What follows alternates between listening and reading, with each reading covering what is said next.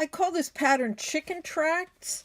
It's done with straight lines basically, and it's a branching.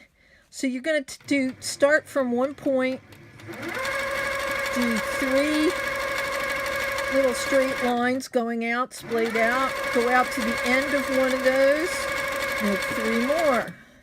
Go out to the end of one of those, do 3 more. Go out to the end of one of those and do 3 more. And I usually go out from an end one, not the middle one.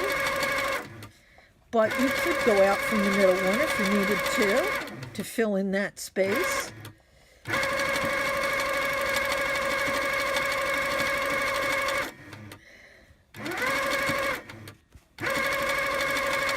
Whatever space you need to fill in. And you just keep going back and forth. And you could do this pretty large. You could do it pretty small. It could be a really small filler if you're trying to do a filler that mashes down the area because you want to do a faux trapunto technique, which is always a lot of fun. Or you could do it large over the whole quilt.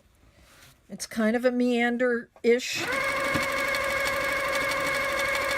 It works kind of like a meander in that it fills up the space eventually.